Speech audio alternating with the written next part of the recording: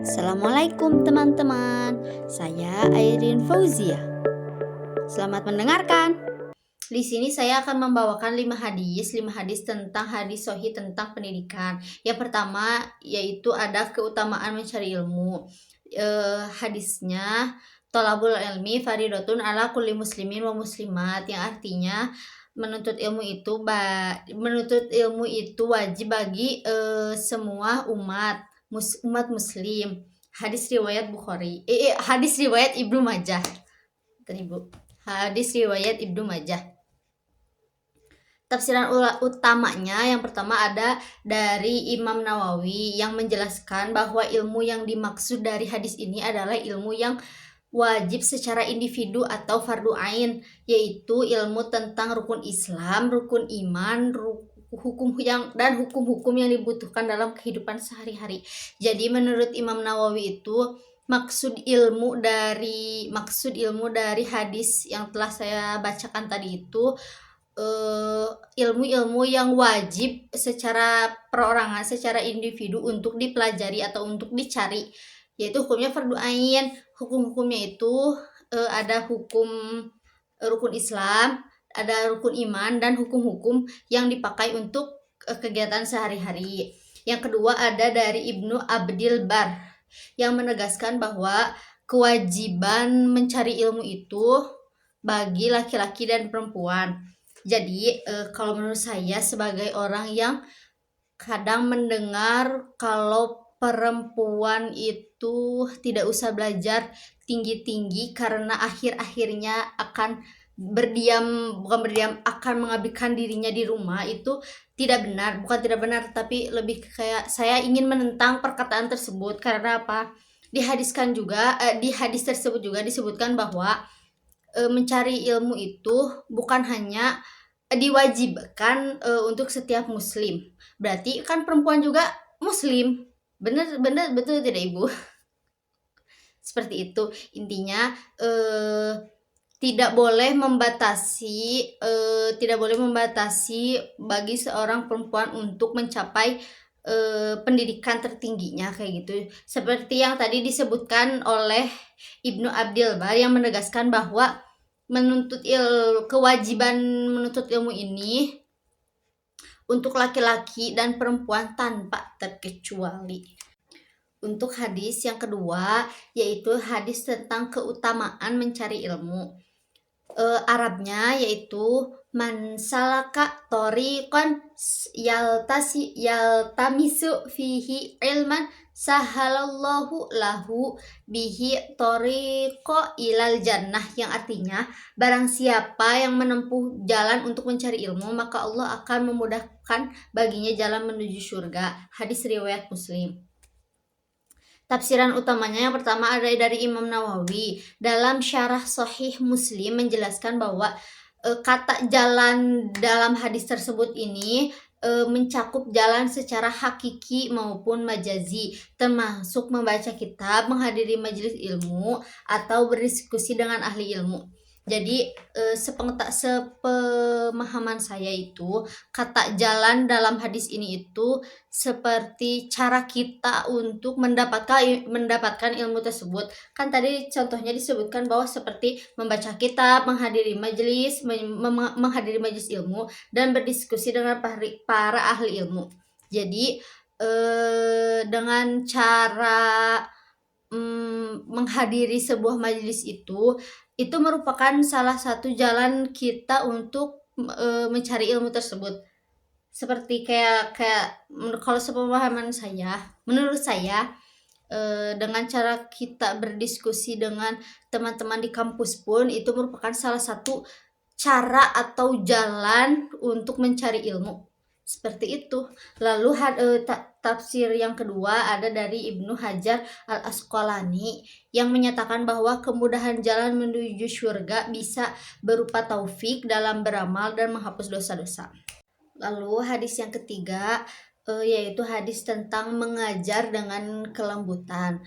Hadisnya yang berbunyi innallaha rafiqun yuhibbur rifqa fil amri kullihi, yang artinya sesungguhnya Allah Maha lembut dan mencintai kelembutan dalam segala urusan. Hadis riwayat Bukhari dan Muslim. Tafsiran utamanya yang pertama ada dari Imam Nawawi yang menjelaskan bahwa hadis ini mencakup keseluruhan aspek kehidupan termasuk dalam pendidikan dan pengajaran. Pendidikan hendaknya menggunakan metode yang lembut dan tidak keras.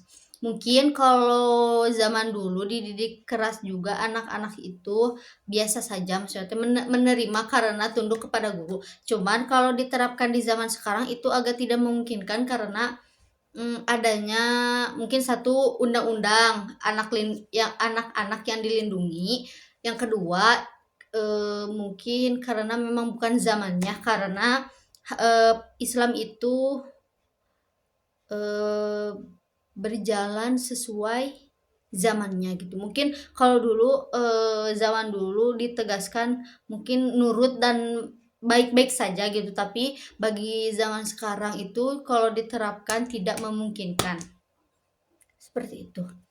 Tafsiran yang kedua yaitu ada dari Ibnu Battal yang menyatakan bahwa kelembutan dalam mengajar lebih efektif dalam menyampaikan ilmu dan membuat pelajaran bisa lebih diterima. Jadi kalau misalkan gurunya tidak menyampaikan dengan kelembutan, dengan cara dibentak, dimarah-marahin, mungkin anak itu bisa jadi melihat guru bukan sebagai yang memberi ilmu tapi sebagai monster. Mungkin jadi kayak anak tuh jadi gak terima mungkin ya kalau misalkan ada guru yang ngejelasinnya kayak gitu.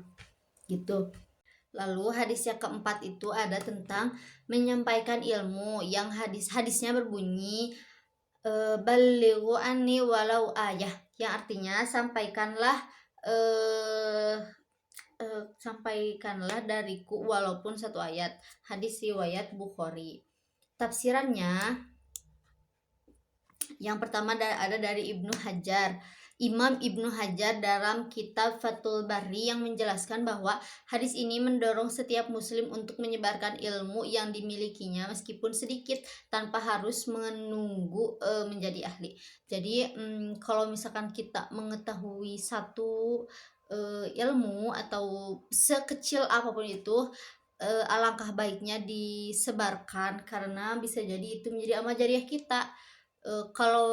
Tapi itu bukan, tapi sih lebih ke kayak intinya sebarkanlah apapun yang kalian tahu, tapi yang kita tahu pun yang kita sebarkan itu hal-hal yang baik dan positif, tidak boleh yang negatif, gak boleh hoax, gak boleh bohong. Seperti itu ya teman-teman.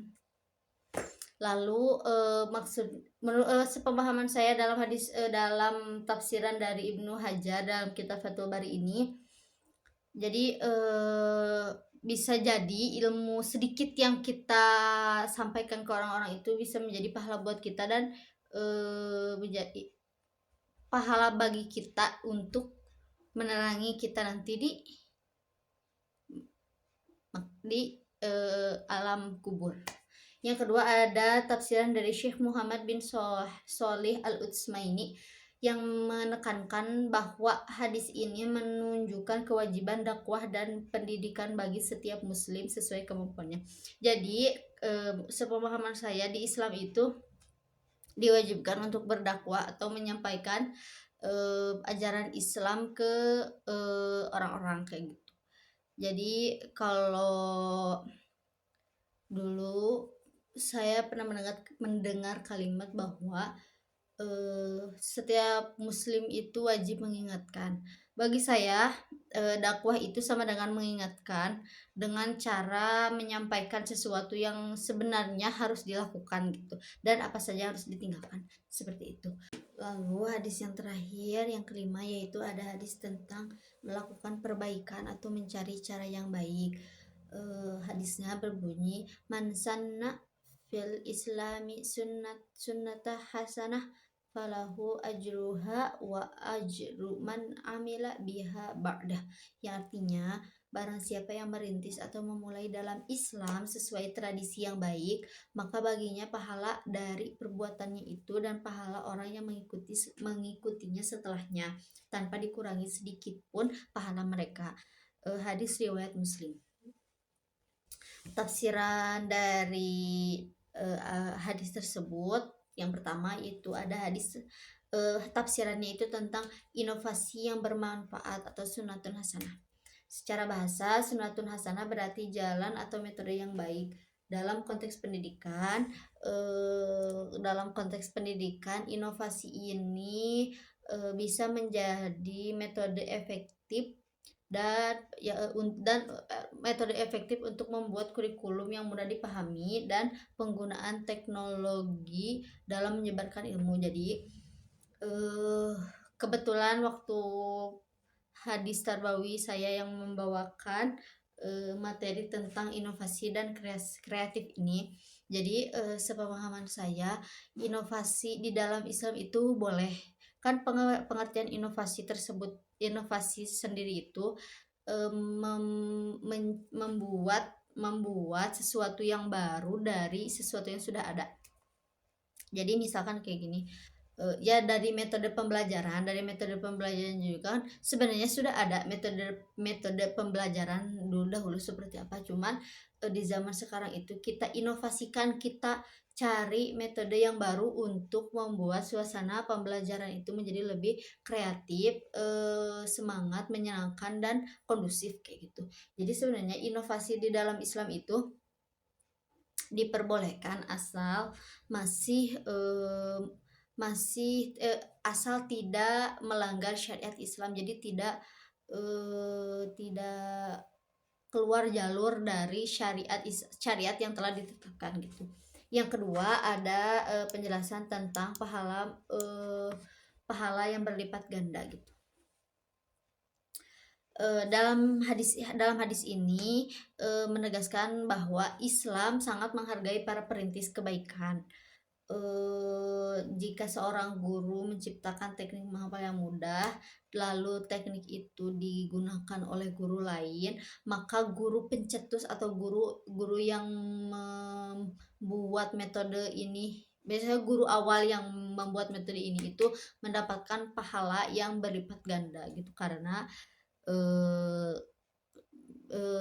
bisa jadi seperti kayak ilmu yang bermanfaat gitu, setelah diamalkan oleh diri sendiri lalu disampaikan ke orang lain dan orang lain itu mengikuti apa yang dia sampaikan, berarti kan pahalanya ngalir kepada guru yang membuat metode tersebut gitu.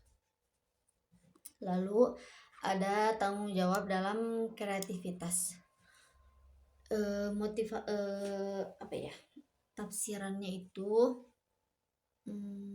jadi motivasi bagi para pendidik dan ilmuwan untuk tidak berkadar taklid atau ikut-ikutan. Jadi kreatif itu setiap orang memiliki kreativitasnya masing-masing, tapi setidaknya jika kalau misalkan kita mau nge-copy suatu hal dari seseorang, sebenarnya boleh kok pasti itu, cuman alangkah baiknya kita hanya menggunakan, jadi misal kita pengen bikin kreasi kayak si ini, jadi kita itu jadiin kreasi ini itu sebagai referensi gitu selanjutnya, atau setelah itu mah gimana kita bikinnya kayak gimana, cuman jadiin karya ini itu sebagai referensi, seperti itu intinya mah.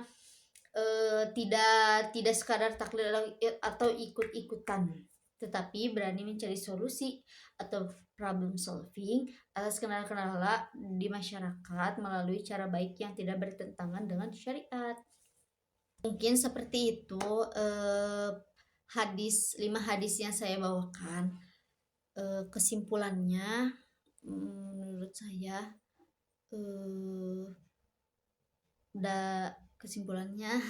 menurut saya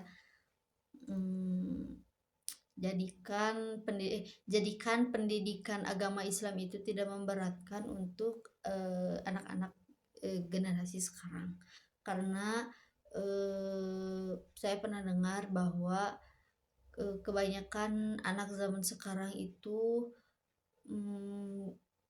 merasa bahwa agama Islam itu terlalu memberatkan, karena mungkin terlalu banyak bukan larangan, tapi terlalu banyak batasan-batasannya, terlalu banyak ya, mungkin gak boleh ini gak boleh itu gitu. Kesimpulannya mungkin dari saya itu, jadi jangan jangan jangan membuat pendidikan Islam itu berat kepada diri sendiri, seperti itu. Terima kasih atas perhatiannya. Mohon maaf bila ada kesalahan penyebutan atau kesalahan dalam bertutur kata atau perilaku saya. Sekali lagi mohon maaf dan terima kasih. Wassalamualaikum warahmatullahi wabarakatuh.